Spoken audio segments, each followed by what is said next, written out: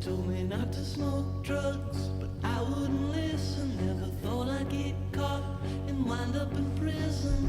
Chalk it up to youth, but young age I ain't dissing. I guess I just had to get it out of my system, out of my system, out of my system. All right, and welcome to Uncarcerated. I'm Lee Scott. I'm here with Kevin Scott, and we are the show that platforms justice impacted and formerly incarcerated people, let them tell their own stories in their own words with the nuance and compassion that it deserves, and not the state attorney file that follows you around or the mugshot on Facebook or social media, but people being the people they are. And we're super fortunate today to be joined by one of our favorite people. We've lined up the front end of these shows now that we're back full time with like our best friends.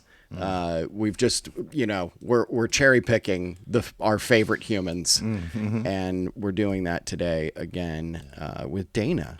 Dana joins us. Welcome, Dana. Thank you, Lee and Kevin. I'm so honored to be invited to be on your podcast, and hope that my communication is impactful to the community.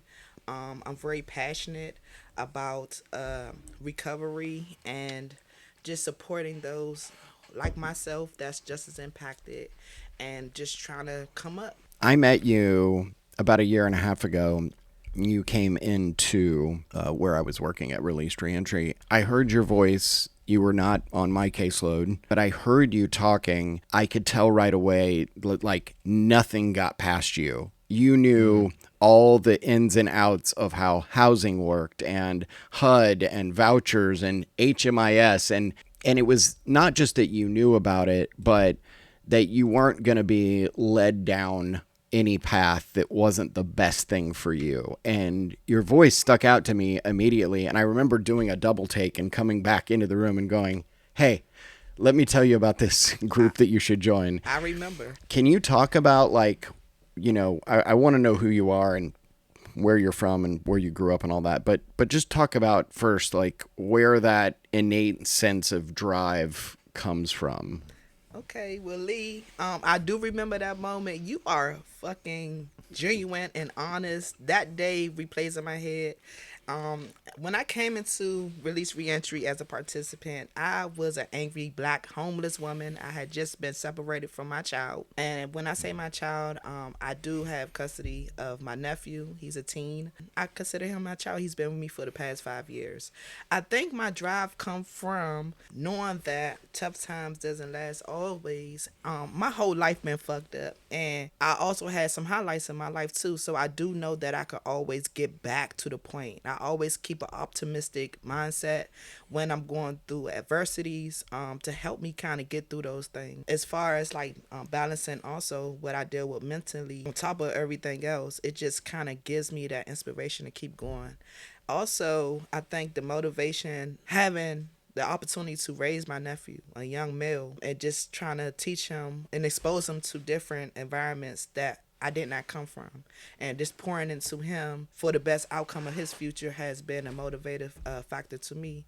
And I do have my own children. I have 2 adult daughters. One is in college, one is a home health aide, and I also have 2 grandchildren.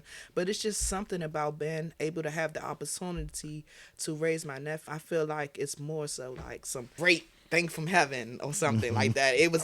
I feel like everything happens for a reason. So God set me down and did a 360 transition in my life so I could get to the point where I can actually qualify to even get custody of him. So I take that honorable. And so I remember me and Lee. Awesome. I remember Lee. I mean, just how he said it, that's just exactly how it happened.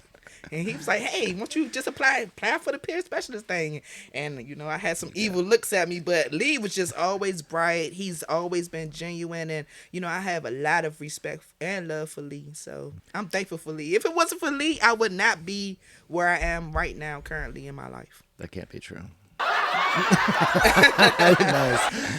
No, I guess I think I met you probably shortly after that. And it was I remember distinctly, I was at the Santa Fe, it was like a reentry conference, something. and somebody was giving a presentation about something. Everyone was like, smiling, like, oh, good, good, good. And you would raise your hand and you were like, that's all well and good, but this shit ain't working around here. And like you called bullshit. And I've known you, I guess, for maybe a little less than Lee. And yeah, you continually show up with like authenticity. You are not drinking the Kool-Aid. If something is not what is as advertised, you seem to have no problem bringing your full self, your authentic self to everything, which is amazing. I'm curious too. I know that we were born in the same place, but you really, I think, grew up in DC. I would love to hear In the trenches. Yeah, I would love to hear your story about like how you came up, and I know you have not always been in Gainesville, Florida, so just illuminate us on how you got here. Okay, well, Kevin, yes, you were very honest too, because I remember that time, and I remember who I called out, but I don't think I'm gonna say it on the podcast. Fair enough. Touche. Okay, I remember so- too. Dana has that quality that I think Julius, who's not here today, but he's the only other person that I know that will be in shared spaces with nonprofit folks, government folks, and call bullshit. And not pull any punches. And that's one of the most frustrating things as somebody who is trying to advance the ball on policy and trying to make change, and a formerly incarcerated person. And you're always in your head, like, maybe I shouldn't say that. I'm going to go back to jail. Like you're always kind of questioning. And that's why change doesn't happen, because people are like, yeah, I don't want to call out this institution because I have to see them at a banquet next week, or I play golf with this guy, so I'm not going to call them on the carpet for something. And you never are afraid to do that. Nah, it's natural. I gotta be authentic, and I gotta hold people accountable, because I also hold myself very accountable as well. So I guess I get more to that as my story. So to answer your question, Kevin, I was born in the 80s. It was a big crack epidemic in Washington D.C. I'm from Northeast D.C. From the trenches. I'm the oldest of 5 siblings. I grew up most of my life in and out of foster care system. Never really was at home for more than 2 years of my life, consistent. And then I got separated from my siblings throughout the system. Grew up in group homes and became a teenage parent. Had my first child at 15. Just try to figure out life. I aged out of the system. I guess they say unsuccessfully, because most of my friends got like apartments and went to college and all that stuff. Got adopted, some of them, but unfortunately, I was not one of those ones. I got free cars. I had this thing where I wanted to break in people's houses and get stuff to crackheads to go turn back to the pawn shop. You know what I'm saying? I was stealing cars and shit. Just very impulsive. I was making a lot of impulsive decisions. And at that time, I did not know what I was dealing with on a mental level. I did not understand trauma. I never heard of the word trauma. I never heard of goals. I just was out here trying to figure it out. I was just in the trenches, just outside. You with me? So it's like, that was just a way of life for years, until I want to say at the age of like 27, I kept getting incarcerated from 19 all the way up to like 27. I just kept getting locked up for dumb shit, stealing cars. Most of them was domestic violence. Me trying to reach out to my family, my mom, and try to reconnect with her and try to get that love that I was missing as an adolescent. And it's like, she'll know I'll be on the run for something else, and she'll call the marshals, and they come banging on the door 4 o'clock in the morning, pull me up off her couch. Or like if I'm working or something like that, it's like when the money there, everything good. As soon as the money or the food stamps dry up, it's all gone. You know what I'm saying? And I think the answer lead question too, like what keep me going, and you want to know how I knew about housing and vouchers. I learned that shit from my mother. You feel me? Like my mother taught me how to finesse the system, right? So in my mind, growing up, it's like the more kids you have, the more food stamps or TANF you have, the more stability you have, the more housing you'll have. And that's how she lived. My mother never had no job. She, you know what I'm saying? She always lived in projects and all that shit. But I don't know, just one day, I don't know. I came out of jail, incarcerated. I got my first job at Potbelly's, and it was a real positive environment. We was making sandwiches, but we was happy as shit making sandwiches. And I remember working in, I was getting so many hours, and I was getting good money on my check. And then Brittany, she was the the HR lady, and she pulled me to the side, and she was looking all sad and shit, and I was like, why she looking all sad? So she sat me down, and she was like, I knew this for 2 weeks now, and I tried to do everything I could, but we gotta let you go. And I was like, huh? And then she was like, yeah, corporate office in Chicago said my background check came back, and she had to let me go. And she was crying, and then I hugged her, and we hugged each other, and she said, you could always use me as a reference. And I think that was a pivotal point. It was disappointing, but I really appreciate it. It showed that somebody actually genuinely cared for me. She said she did all the advocacy she could do for me and stuff like that. So because of one of my charges. So after that, I just went to the mall, spent all my check on some shoes and shit. You know what I'm saying? And, Shopping therapy. Yes, Yeah. and I went to McDonald's, and I didn't go on McDonald's to eat, but filling out applications, and they was fucking with my swag. They was like, "Come see me again on Monday." They gave me a job. I worked as a cashier for like a month or something. Then they made me a manager. Then when I became a manager and the way I was working, then Jose Morales, he gave me an opportunity at Taco Bell at PG Plaza Mall, and I became a shift leader over there.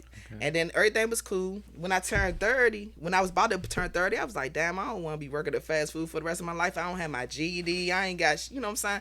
So I was like, nah, I got to like lock in. So I went ahead and just tried to get my GED. And I don't like school because it's be boring and stuff like that to me or whatever. But I went and pursued my GED, and within a year, I got my GED. I locked in, focused. I was working and going to school, and I got my GED. And once I got my GED, it was like a feeling that it can never be changed. Like I feel so proud of myself. And the same building, like the Department of Education is directly across the street from like the court building. So I remember vividly like going to my court day, and I'm like, well, fuck it. I'm just going to violate my probation. They going to give me 90 days. That's that. I'm walking down the street here in the J, going to the court building, high as shit.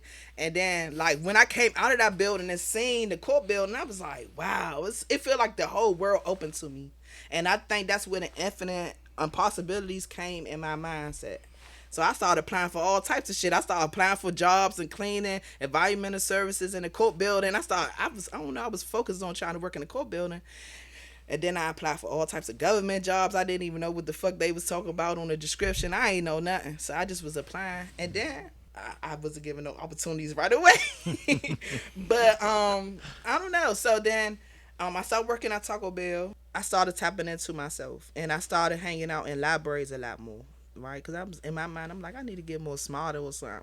So I started hanging out in libraries, and then I typed in one day, I was like, one of my symptoms, and I was like, why when I slap somebody and I look somebody I care about, I slap them and then I look at them and then I ultimately feel like sad, like right away, like it's so quick. Like why am I having a quick response to a loud voice or argument or something like that? Why am I not able to just walk away like they taught me in anger management and X, Y, and Z?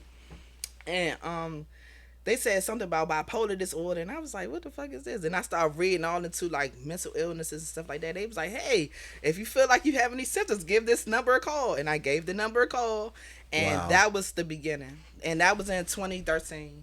And And you're having to do all this on your own. Like Yeah. nobody told you to do God this did thing. it. I was thinking the same thing. Unbelievable. God, God did it. I'm telling you, it's something that came over me. It's just like I be wondering and curious, but everything that happens, good or bad in my life, I feel like God allowed me to go through these things. It's different trials and tribulations and tests.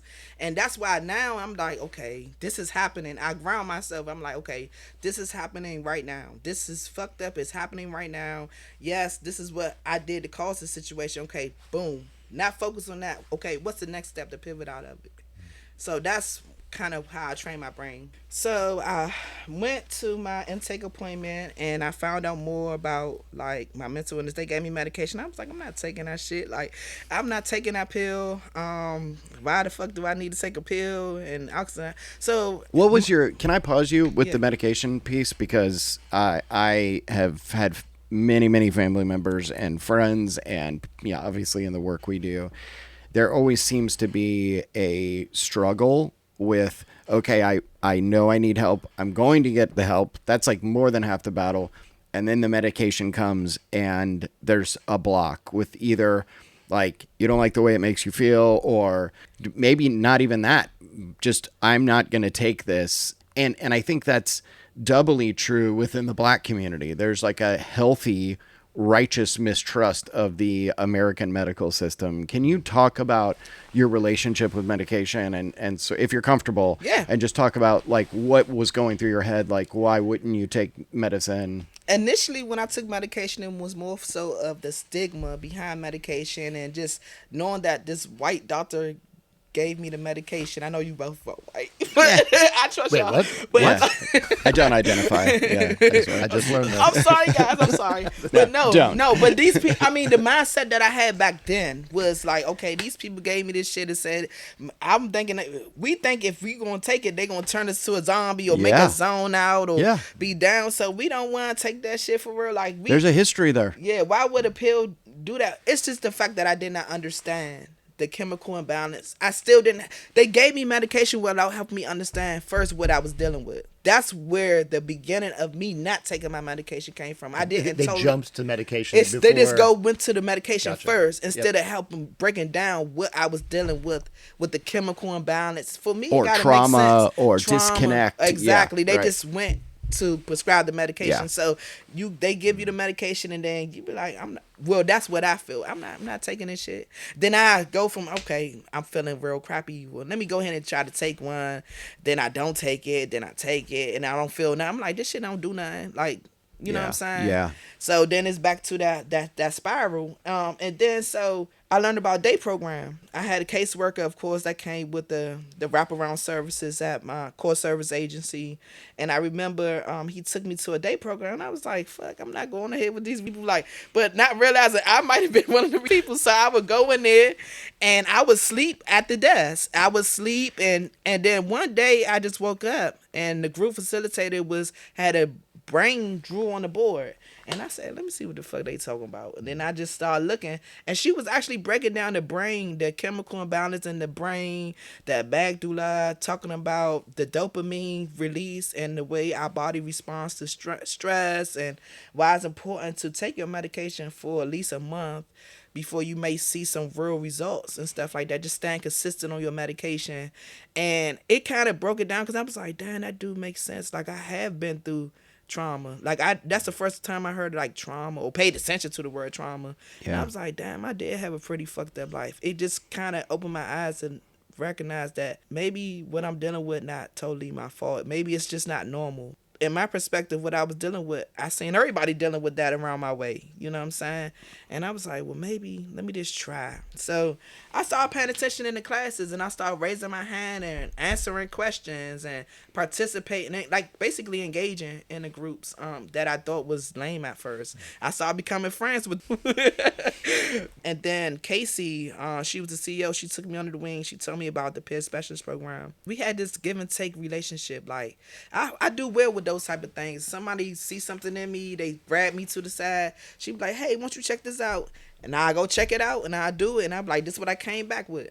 Same thing when I think about Jose Morales at Taco Bell. He was like, if you go get your driver's license, I'll do this. You know what I'm saying? And I got my driver's license. You know what I'm saying? I started getting legit like that. So I thrive off those type of relationships. And so I did it. And I applied for the peer specialist certification program. And once I became a certified peer specialist, I was brought on board at that same day program. And I started as a group facilitator. That like opened up a career for It you. did. That was the career point right there. The importance of, and I just want you to be closer. That's all. The importance of opening up a field of work for folks that are going through the system, that like it not only is a career now for you and you're turning around and you're helping the next person through the system, but also teaching the material, facilitating material is internally grounding. Because you're like, well, I'm not going to tell somebody something that I wouldn't believe, you know? I mean, I think, Kevin, in the recovery world, it much is the same way of like having a sponsor, you know? Totally. Yeah, that's right.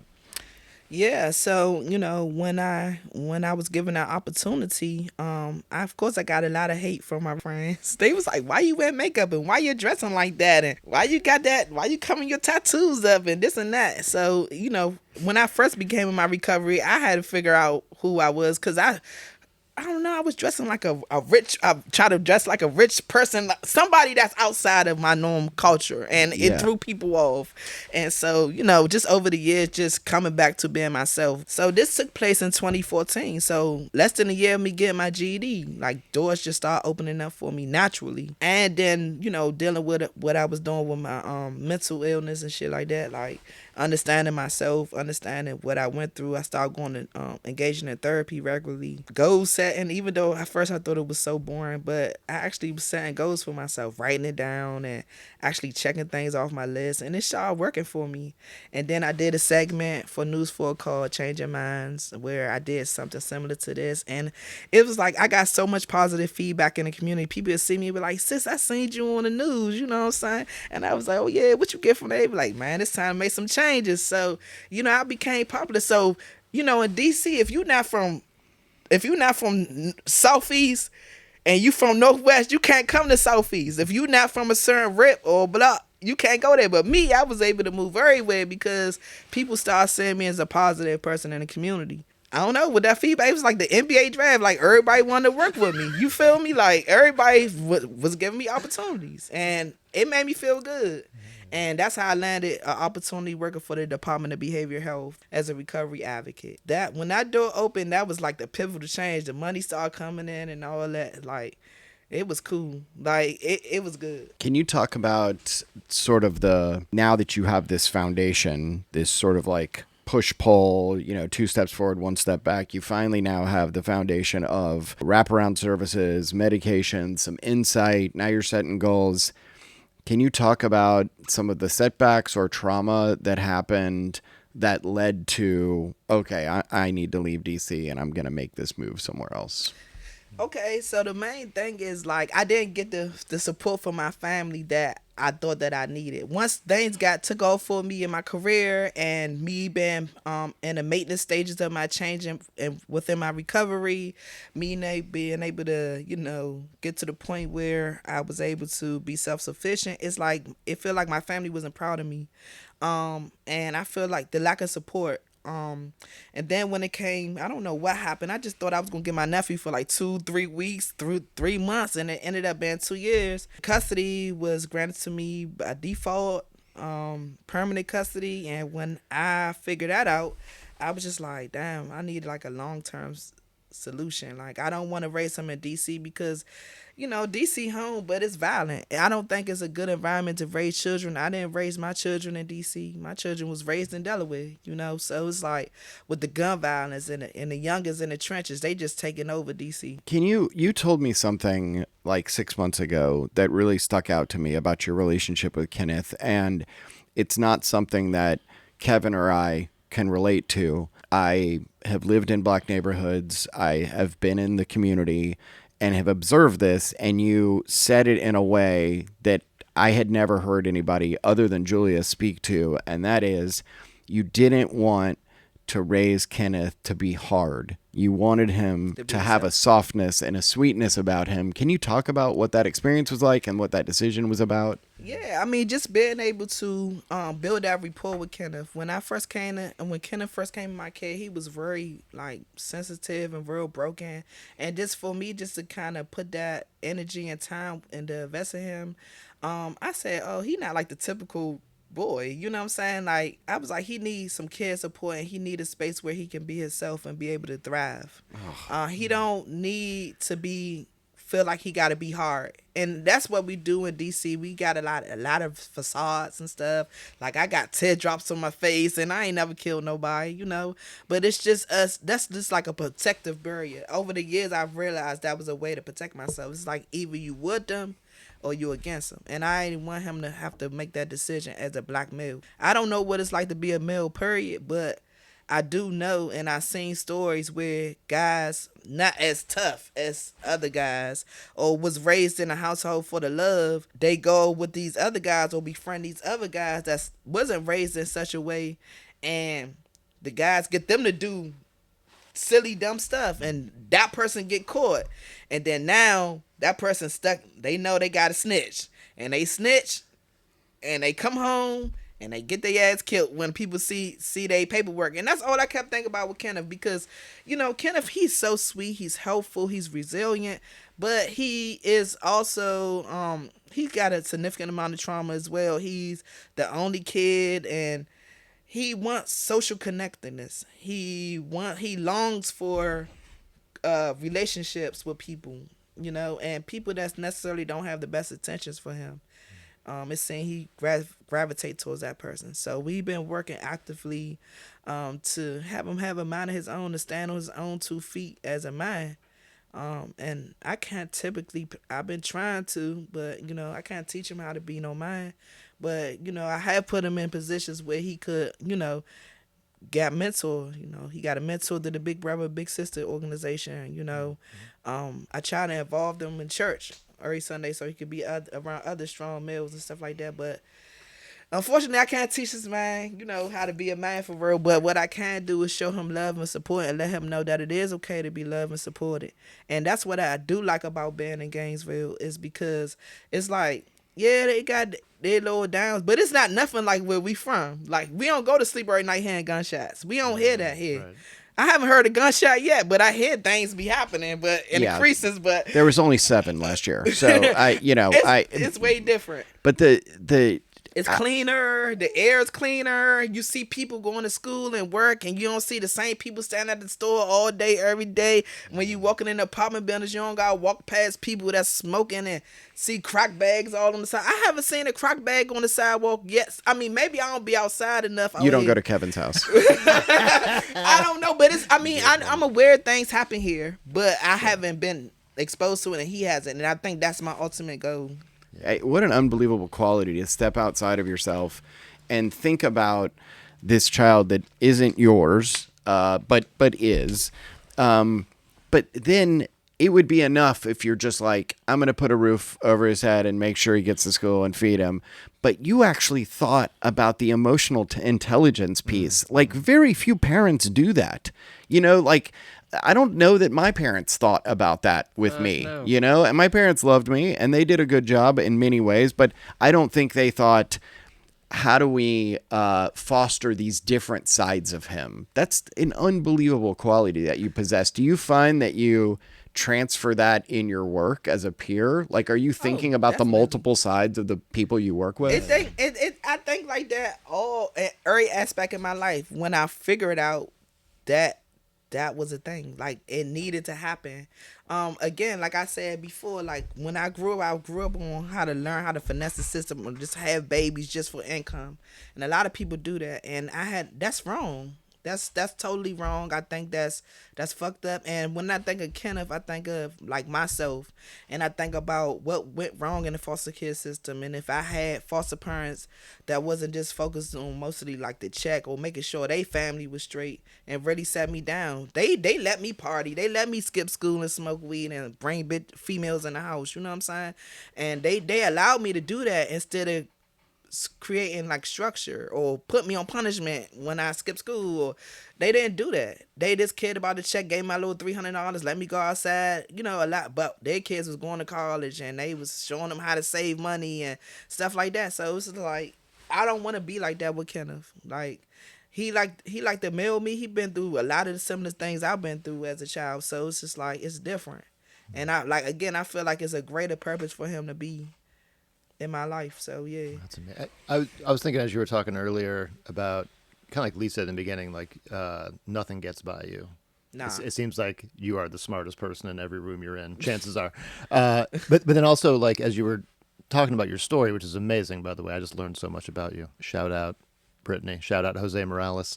Like, you had a few people that you came across that like seemed to genuinely care, that were supportive, and that you found like, okay, education, okay, support for my mental health, okay, like you were identifying and going after those things. The system itself seemed like it was not offering these things, that you actually were the one that was paying attention enough, seeking things out on your own enough. Could you talk about, like, maybe for folks that don't know, when you've become incarcerated, what is available to you? what kind of support do you actually need versus what do you actually get? Okay, so when I was incarcerated, I was in an attitude adjustment program. Corporal Hargrove, it's like a military kind of structured type of thing. I think as all of the incarcerations that I had, I don't think I should have been in jail. I think that I should have been in a behavior portion. So like at St. Elizabeth's Hospital for a little bit. And then given that like transitional talk down because I don't know. What can I when it come to probation, instead of them worried about if my urine clean or something like that, maybe they could have put me in some type of classes other than anger management. I've been in anger management like 4 times, but I don't know. I don't think they really assessed my need properly when I get incarcerated. They just lock me up and just put me in. They just locked me up. That's it. They just locked me up. They ain't really see the need or really look into or cared about my story or the background or nothing like that. They just feel like, oh, she committed a crime and then that's just that. I feel like It was about what you did, not who you are. not who I am. And I feel like if they would have took the time to properly assess me or something like that, it could have been like a diversion type of thing. Like, okay, incarcerate me, take me through that process first, book me or whatever, but then have me sit down with like a caseworker or a social worker or something like that, and that thing would be like, okay, this person is a criminal, this and that.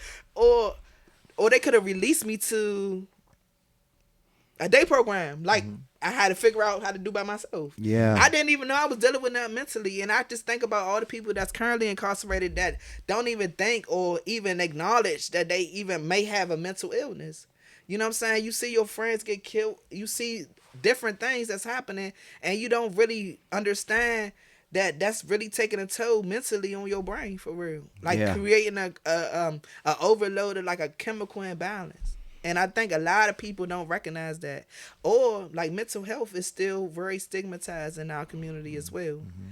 So it's looked at like you slow or something like that. And people pride and ego be too up there to recognize that. But I feel like the professional people, they should be able to tell us to be like, okay, boom, like, nah, this happened because of this, you know. And I think we need more Danas in those therapeutic communities. You know, we need more people that look like the people coming through the system to be able to identify that maybe it isn't bipolar, maybe it's not something in the DSM-5, maybe it's just simply trauma or disconnect or neglect. Like those also mirror mental health, and mental illnesses. So, yeah, I'm really glad that you do the work that you do. I do want to talk about the transition from DC to Gainesville, though, because I know that you applied for a job here at the University of Florida and had the job. Yeah. And can you please talk about having the rug pulled out from under you? Yes, so that is completely true. Before I came to Gainesville, I had a little plan, and I went to like 2 or 3 interviews, got the job. And I had a going away parties and everybody was like, you sure you want to leave? It's a red state. And I was like, I don't care if it's red, blue, or da-da-da. I'm ready to go. I got the opportunities. And so, excuse me. So, I was hired as a peer therapist at UF. And he was very likable. Everybody was cool. And then when I came and did my paperwork, I did the occupational health part. I passed that. And they were saying something about a level 2 background check. And I was on my high horse at the time. So I was like, a level 2 background check? I work for the government. Like, I'm not tripping off no background check and stuff like that. And so it's like, I also got hired not only as a therapist at the UF, I also got hired as a dietary supervisor too with the Morrison Group in that hospital as well. So both of those opportunities fell through when my background check came through ACA. And I was so confused. I feel like I was re-traumatized when they brought up charges from 20 years ago. Again, going back to earlier part of my podcast, a lot of my charges was repetitive, impulsive, and at that time I didn't know what I was dealing with mentally. And so when I look at all the charges that they're asking about, you could see the consistency of the charges. And I'm like, and as I'm looking back, it just took me back to those times where those things occurred. And I'm like, damn, like, bruh, all this shit is from when I didn't know I had a mental illness. Before I even knew, I didn't have no medication. I didn't understand myself. I'm just now coming out of the system. the foster care system. I'm going into homelessness, and it's just like it just re-traumatized me. It was so sad that I had to relive some of those moments, especially the domestic violence ones, where honestly I was not the suspect. I was actually the victim, but I went ahead and took pled guilty. I pled guilty because so it could just get out of my face real quick. You know what I'm saying? Like, I ain't want to face 10 years. They scare you with that 10 years Yeah. and you been away from your kids. So it's like, I just was like, all right, let me go ahead and get my 90 days and go ahead about my business type shit. Or let me get my year of probation. Let me go ahead about my business. But really, that shit came from my mom. Like, me want to be loved by my mom, or she spending all my money or spending all my food stamps and then trying to put me outside with my daughter, like type shit. Like, that's where that shit really was coming from for real. So it was real hurtful to kind of have to relive that again, as I'm trying, like, at this point in my life, I feel like I'm in the maintenance stages of my change. I got my nephew and shit like that. I'm happy as fuck, and then to have to revisit those moments and just think, make me think about my family, the reason why I wanted to come to Gainesville, and then I'm like, God damn, I reminded of that shit again. It's gonna follow me for the rest of my fucking life. Leave me alone. Like, it just left me alone. It like leave me alone. Like, me talking about it right now just welling up because I still don't have a clearance through ARCA. They took me through all these ringers. They want me to go get all these documents from. Most of my charges is archived. It's no record of them because they so fucking old. Like, and it's like I'm still going through it, and I still don't have a clearance through them, and I still don't have a clearance through DCF about charges that had occurred 15 plus years ago. Yeah. And most of the stuff, like I said, I didn't even do for real, and I'm genuinely saying that. Like, I ain't really do that shit for real. Like, and it's fucked up. Like, to have to relive that trauma again and again and again. And it's a systemic failure that we have this industry that says we want you for your lived experience in mental health, substance use, homelessness, your impact with the justice system, sort of those four buckets. We want you here for your experience. You have now come out on the other side of it. You have a skill set. You connect with these populations. And your incidents will prevent you from having the job. Yeah. In the first place. You can't have it both ways. And this is a very Florida thing. Like, if you were in North Carolina or Michigan or DC, you'd have a job. I'm still You'd be certified. I'm still certified Right. in DC up until September. I'm still certified. If I go back to DC right now with my certification, I can get a job. Yeah. Here it's not the same. And I didn't recognize this level 2 background check. I don't know what the fuck that is. Like, Yeah. So when I came, I should have read more into it. I should have listened to my supervisors. I should have did all that shit. But, I'm still thankful. I'm still thankful. Like, within a year's time, I was able to meet Lee. And, things are moving the way how they supposed to. But when you first get to Gainesville, your introduction to Gainesville is at the bottom of the rung. You are living in your car, right? Can you talk about that? Yeah, I was living in my car. I was busting it wide open. I ended up getting a lifelong diagnosis, and I'm smiling about it now, but I've been through some shit, and I feel like I attributed it back to, like, spiritually. Like, I feel like something was just trying to hold me back from breaking, like, a curse or something. Like, breaking a chain, you know what I'm saying? And every day I fight against it, but, like, sleeping in my car and shit like that shit was a struggle, because me and Kenneth was in St. Elizabeth, I mean, not St. Elizabeth, but St. Francis house for a while, and I couldn't get a job because of my justice impacted. Every day I would create myself a work schedule from 9 to 5 with the 30-minute lunch break. Every day, like, I was going to work, and I would be at the library filling out applications, going to go find resources, connecting with people. I found out library partnership. They were very active in working with me and stuff like that. That's how I found out about release reentry. So I would find resources that the case managers at St. Francis House did not give me no type of resources. They say, okay, you can stay here for rent free, which is great. You can eat 3 meals a day. That's great. But the case management was not case management at all. Like, they were acting like we were friends. They was talking about fried chicken and all that good stuff, and that was cool and everything, but that's not what I needed at that point in time as a homeless person that's dealing with justice impact. coming new to Gainesville and Florida in general, I don't know nothing what's going on. Y'all could have gave me a list of something. Then the list of stuff y'all gave me, I go to them. They take my demographic information and then send me to another place, or be like, "Oh, our funding gone," and then send me, and then it's the same thing again and again. And that's when I'm seeing a lot, even in my role as a peer specialist and referring people out. It's like everybody doing the same thing. Everybody got the same services, but ain't nobody really doing nothing for real. It's not doing the actual work. not It's doing the saying, work. here, go here to get this work done. They doing Right. it to get their numbers up for their grant money, bruh. That's all that is. That's really how it's boiling down to. It's only a handful of organizations that I could see that's really doing the work and making an impact for real.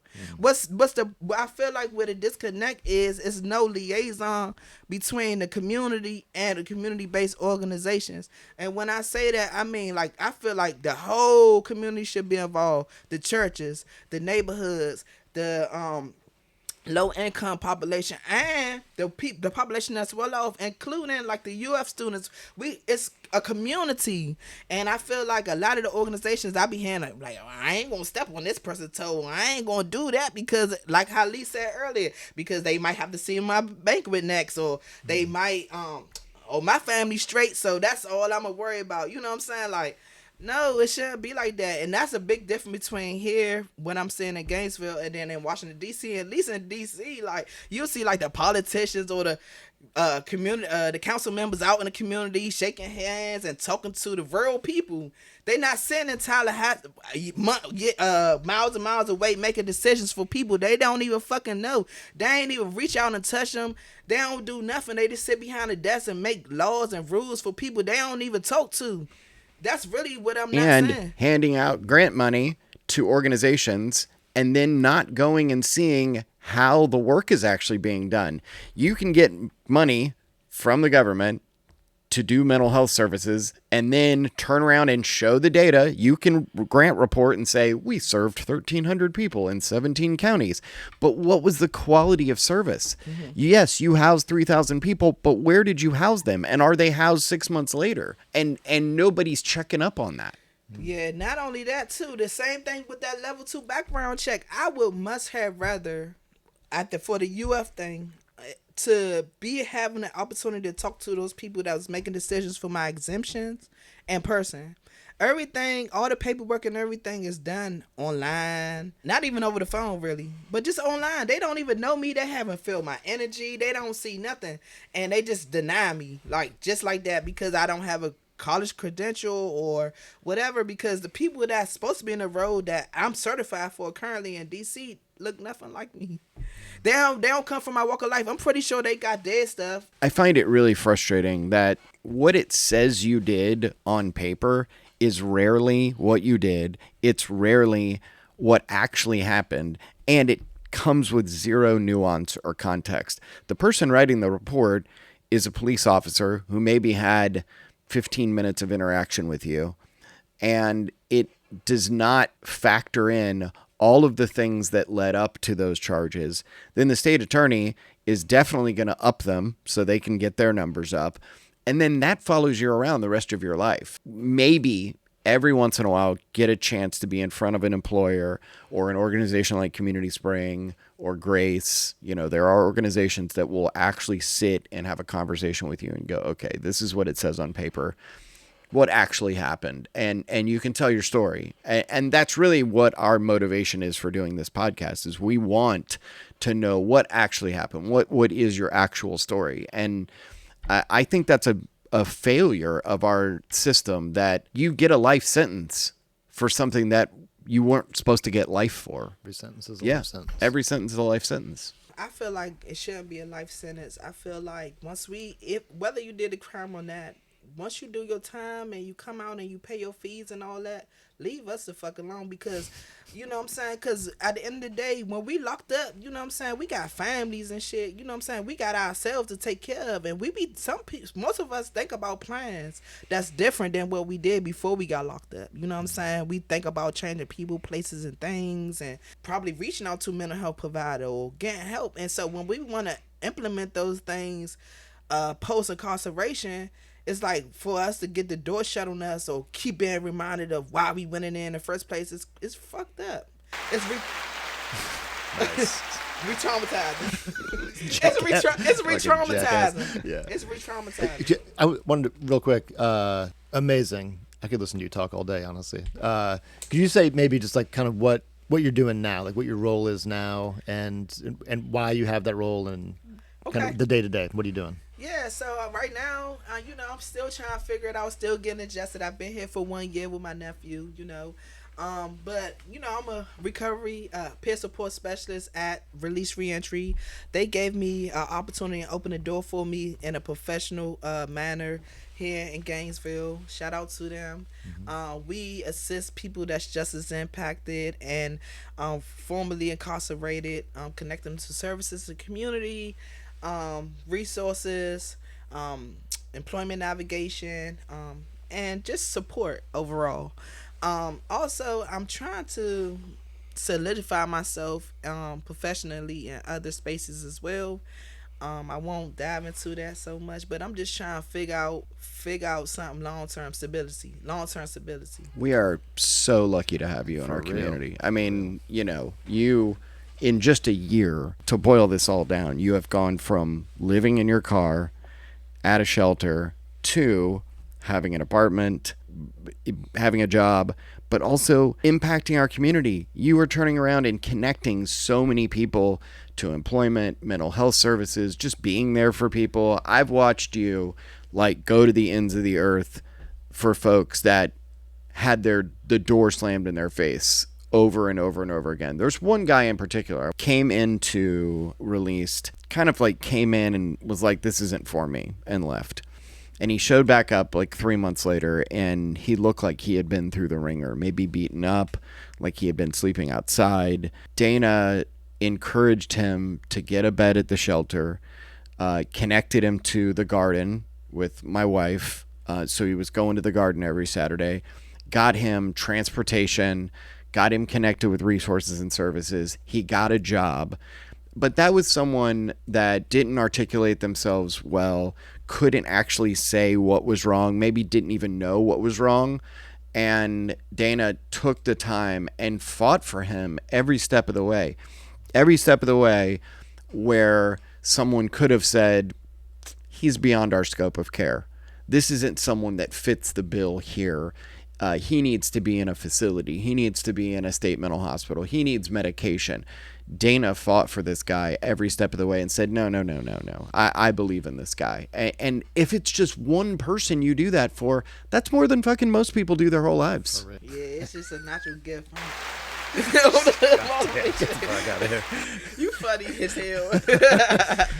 Nah, Dana, thank you so much. Just so you know too, when you're not in the room, people are like, "Oh, Dana's fucking awesome." Yeah. Like when Yeah. when you come up, when that comes up, you are spoken of with like a reverence and respect because of how you are and who you are. So we're like Lee said, we're so lucky that you live here. You're amazing. Yeah. Thank you for telling your story. And thank you for being so open and honest and vulnerable and not pulling punches. We're grateful that we get to hear you.